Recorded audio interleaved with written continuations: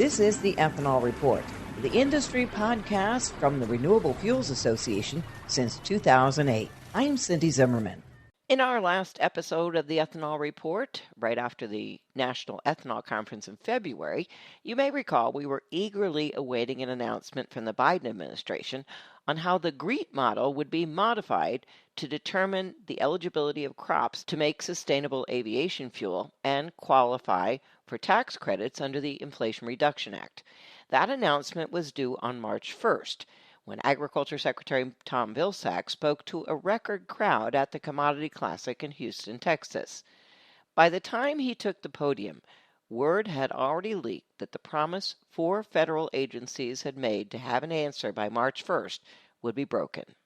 Obviously, we're not in a position today to announce the guidance that will be coming forth from the Treasury Department as it relates to the sustainable aviation fuel and the tax credits that will be available in 2023 and 2024, and the tax credits that will go in place in 2025 and beyond. Now, the reason we're not is because we're measuring twice and cutting once. We want to make sure that the latest and best information is utilized in the modeling that will inform the Treasury guidance. I had 2 goals in my conversations with my colleagues in the Interagency Working Group. One was to ensure that the GREET model was in fact incorporated in this process.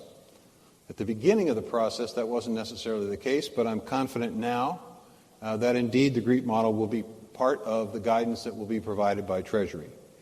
And then in connection with that GREET model, I wanted to make sure that biofuels, ethanol, biodiesel and the feedstocks that provide those fuels had the ability to qualify for the tax credits. And that is particularly true of those feedstocks that are generated through climate-smart practices.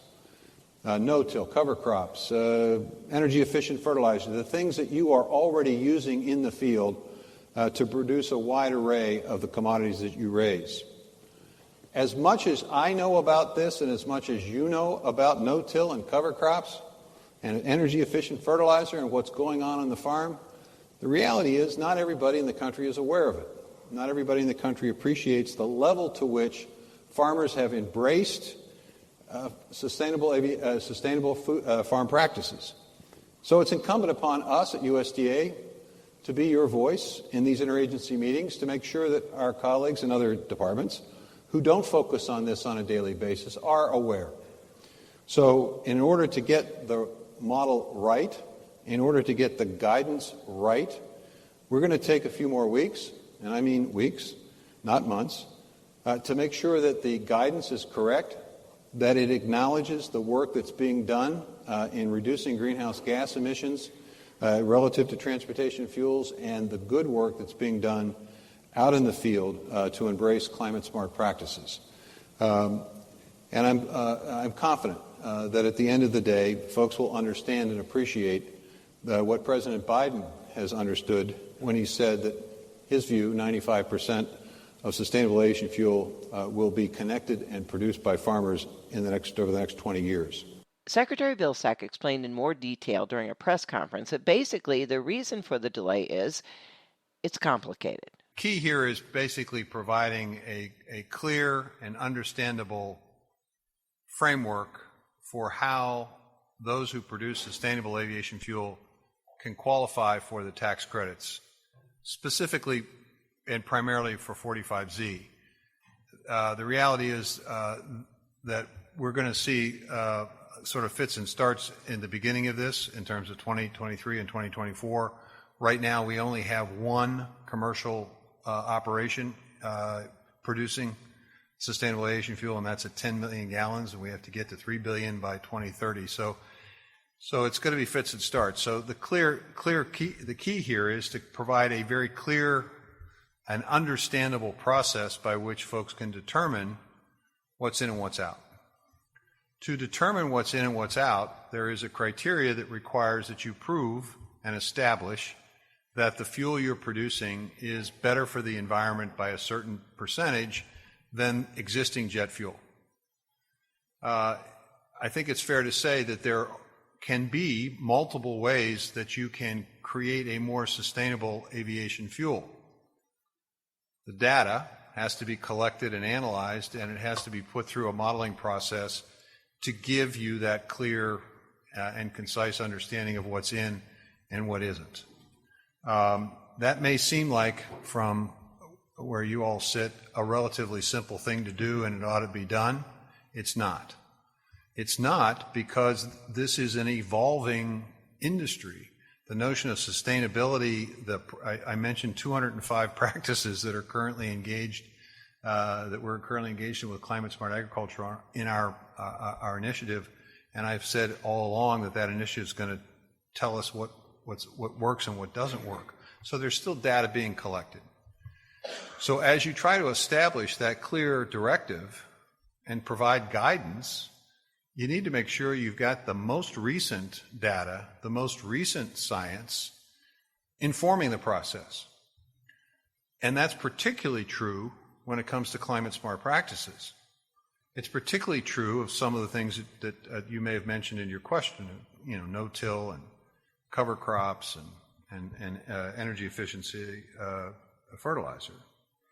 So we're, as a working group, providing information, inputting it. Now, the second issue here is that until several months ago, there wasn't consensus on which modeling and system you were supposed to use to do those calculations.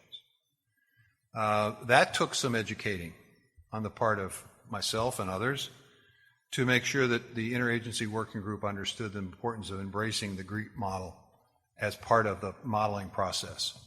So it's just taken a while. There were some folks who were skeptical that GREET would actually do what we thought it would do. So we had to prove that point, which we proved it.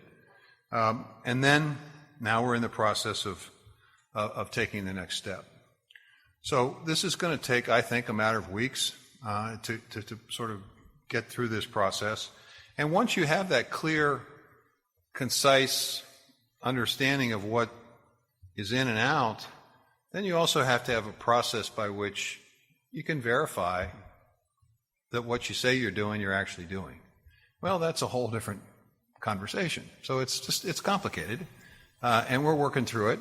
And I'm, certainly appreciative of the work and the support of the interagency working group, and I think we're going to get there. And I think when we get there, at the end of the day, we're going to do what needs to be done for this industry, which is to create multiple ways to get to that point where you can say our fuel is more environmentally beneficial than jet fuel by a certain amount and should qualify for a fairly significant tax credit, which then makes it financially feasible to produce that fuel at the beginning of this industry. I wonder if you could clarify just a little bit. I saw from Forty Borders, they said there was a meeting of the principals at the White House yesterday. I realize this is a work in progress. But who are the principals? Who is the interagency working group that will ultimately make the decision dot I's and cross T's? Well, there were multiple meetings, right? Multiple meetings. Tim Gannon's right there. He was in one of those meetings yesterday. I mean, the point of this, Geoff, is it's EPA, it's USDA, it's the Treasury Department because it's their guidance. It's the Department of Transportation and the FAA because we're talking about airplanes, right? It's the Department of Energy because we're talking about energy and fuel. So it's a combination of all of those entities.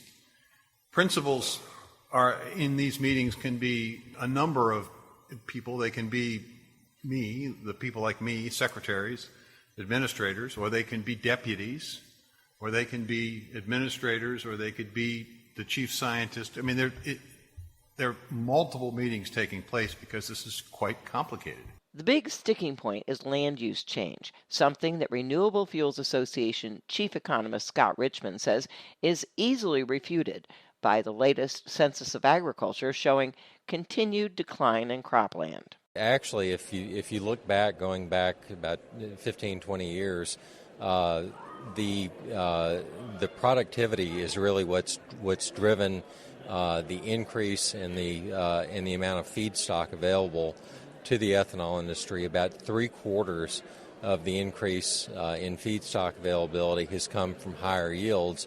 Only about a quarter of it has come through increased acreage. So it's really the productivity of farmers, the technology that's gone into seed, all those sorts of things that have enabled this tremendous growth in the ethanol industry without having a large impact on farmland.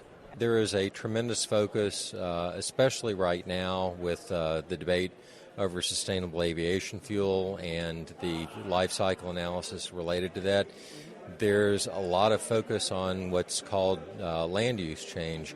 And if you actually look at the numbers, the amount of cropland in the United States has been going down consistently. This is about a 50-year pattern. And a lot of that is from urbanization. And if you look at what's happened just over the 5 years, the last census that was ag census for 2022, if you look at what happened just between 2017 and 2022, we lost more than 10 million additional acres of cropland, about 4% of the total cropland base. And that's not a positive development. We want to keep land in agriculture, keep land farming. There are people that talk a lot about land use change. Unfortunately, the truth is that we're losing cropland. Well, and how does that tie into what the big issue that we're really sitting on right now, as far as the ethanol industry is concerned, is how corn ethanol is going to stack up as far as being used as a feedstock for sustainable aviation fuel. What does that mean for that? That's the million-dollar question right now, is what a life cycle analysis tool called GREET that's going to be used for sustainable aviation fuel, what that's going to come out and show. But one of the major questions with this version of GREET is going to look like is really whether they're going to give a penalty for land use change. And land use change, the way that it's calculated, it's very model based. You can't look out there and just like you can count corn acres or something like that, you can't count land use change. And so it's model based. There are a lot of people that take advantage of the fact that it's not something tangible, and they make accusations out there. And so it's important when you see actual data that's based on very large surveys like this, and they show continuing erosion in land use. Most of what you look at for the United States shows reduced crop acreage. It shows no expansion in the amount of land since the renewable fuel standard was passed and expanded. And so it's really important to keep that in mind, to look at the cropland numbers, to look at the incredible yield improvements that have happened, and to look at really the facts on how that has allowed the ethanol industry to expand. It's not through more land. As far as the ethanol industry is concerned, as far as the RFA is concerned, does the GREET model need to be changed? Or is it okay the way it is as far as you're concerned? Do you want to see changes in it, or what changes would you like to see? Well, the GREET model's known for having for capturing the latest science and data, and there's been, as part of this update, there's been work on the GREET model to make sure that it contains the latest, most accurate data on crop production, on different aspects of agriculture, and of course that's exactly what we would want to have happen. We want it to represent the current state of the science. We want it to have the latest data. The concern is that there might be some picking and choosing of models, or some pressure because of different agendas to do certain things with land use change, and that would be the wrong way to go about updating and releasing GREET. The right way is some of the things that we know that have happened with updating data to have the latest data in it. At this point, weeks have already ticked by with no word, and the agriculture and biofuels industries are getting a little impatient. So they sent a letter to Treasury Department Secretary Janet Yellen, sent by 26 organizations across 13 states, including the Renewable Fuels Association. So right now I'm speaking with RFA President and CEO Geoff Cooper, and we're talking just before Easter weekend. And Geoff, on the day after Easter, April 1st, it will officially be a month since the administration said it would be weeks and not months before they make an announcement on the GREET model. So what have you heard?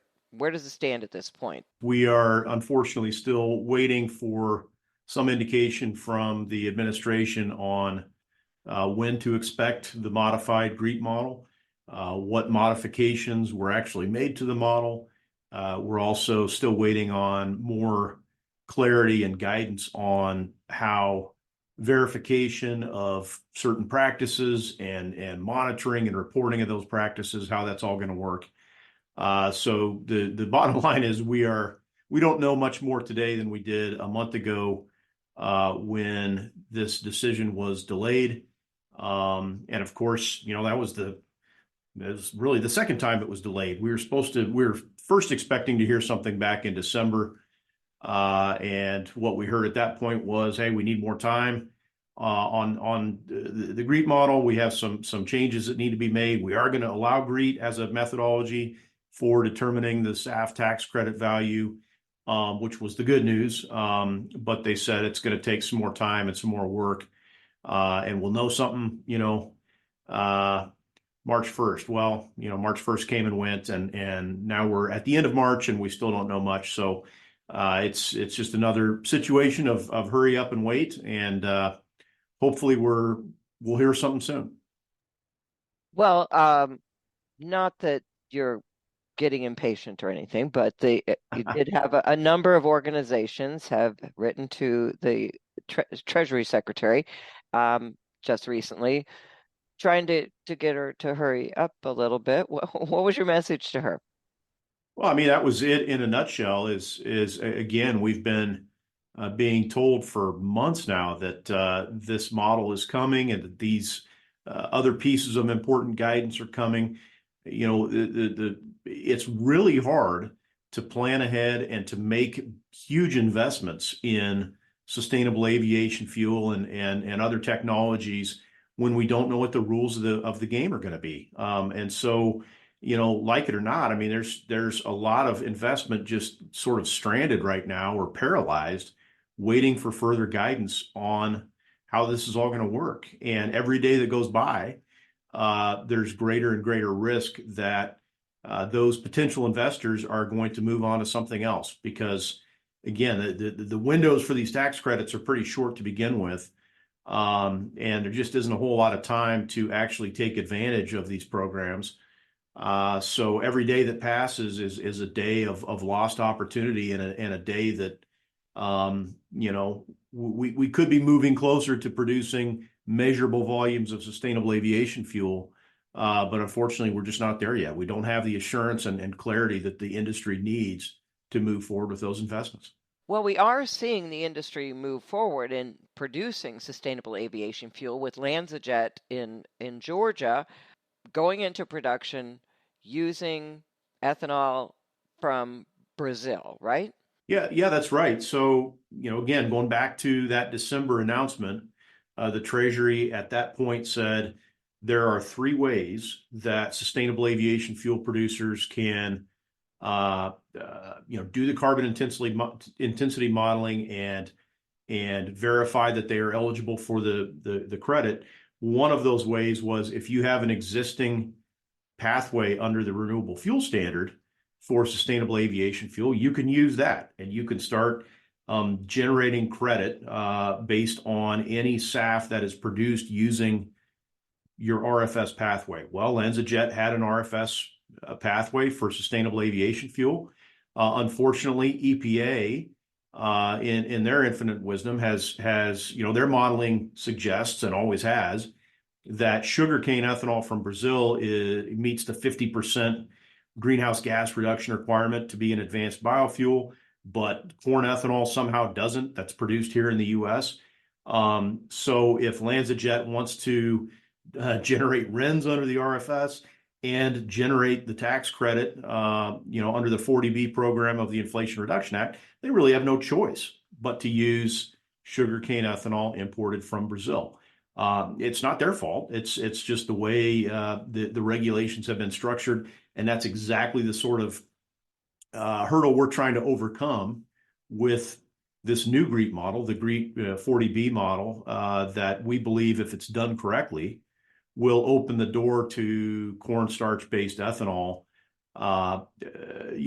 being viewed as a potentially favorable feedstock for sustainable aviation fuel and for credit generation under the 40B tax credit. So that's what this is all about. And again, it's unfortunate. It's frustrating to us that the Brazilian sugarcane ethanol industry is really, they're the ones benefiting from this U.S. taxpayer-funded program at this point. But we certainly hope to change that in the weeks ahead. You brought up the EPA standard for corn ethanol, which is an issue that has been raised recently, that GREET is actually only half the battle. The other half is getting EPA to recognize the climate benefits of corn ethanol. So if the GREET standard is changed, would that change the RFS standard, or does that have to be changed some other way, by law or some other way? Well, it does not have to be changed by law, and there's a few things to keep in mind here. There is a provision in the law that established the RFS2 that says cornstarch ethanol cannot be an advanced biofuel, right?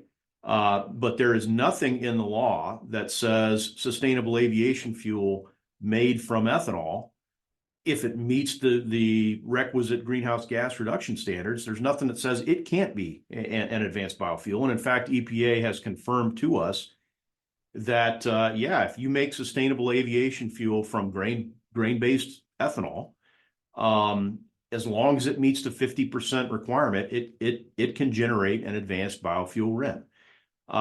So that's the good news. The bad news is their analysis, their greenhouse gas analysis, shows that cornstarch ethanol and certainly sustainable aviation fuel made from cornstarch ethanol doesn't meet that 50% requirement. So it's really a bit of a catch-22. And again, I think it really underscores the importance of getting some new modeling done. This new 40B GREET model hopefully will show that, yes, via certain pathways, cornstarch-based ethanol that is made into sustainable aviation fuel does meet that 50% requirement. And we can then take that back to EPA and say, look, here you go. This sustainable aviation fuel meets the 50% requirement. It's eligible for a RIN, and it's also eligible for the SAF tax credit. So that's the end state we're hoping for. But meanwhile, we still need to get that GREET announcement, and we just don't have any idea when that might happen. Everything we are continuing to hear is soon. And again, the statement at Commodity Classic was you're going to see something in a matter of weeks, not months. We just got to make sure we're getting it right. We want to measure twice and cut once, I think was the statement that Secretary Vilsack used. And look, we want them to get it right too. It's if we have to wait an extra month or 6 weeks, yes, we're anxious to get this program rolling, and we're anxious to get that investment flowing. But that's not going to happen unless the model is done right and done correctly. So it is crucially important, and the stakes are very high. So yeah, we're anxiously awaiting some news and hopefully some good news from the Treasury Department. Well, and at the same time, you are also awaiting another decision from EPA on a waiver for summertime sales of E15, and that has to be done in the next month by May 1st, right? Well, yeah. I mean, on May 1st, fuel terminals are required to demonstrate to EPA that they are in compliance with summer grade gasoline specifications. So that is a few days more than a month away from now. And right now the marketplace does not have any clarity on whether E15 sales will be allowed to continue this summer. Of course, EPA a month ago came out and finalized the approval of the petition from those 8 Midwestern states that would allow them to sell E15 year round, but not until next year. So here we are, same situation we've been in the last 2 years, and we are, very, I'd say, aggressively pursuing the same emergency waivers that allowed continued uninterrupted sales of E15 the past 2 years. And frankly, the market conditions that justified those waivers last year and 2 years ago still exist in the marketplace today. And in fact, you could argue that the circumstances are worse. We have actually lower inventories of crude oil and petroleum products today than we had a year ago or 2 years ago. The Strategic Petroleum Reserve remains at a 40-plus year low. So you've still got the situation in Ukraine. Now you've got a situation in the Middle East that is affecting global energy markets. So we are hopeful that EPA takes all those circumstances into consideration and very quickly, within the next few weeks, announces its intention to issue those emergency waivers as they've done the past 2 years. And that's it for this edition of the Ethanol Report, sponsored by the Renewable Fuels Association. For more information on RFA and ethanol, go to ethanolrfa.org.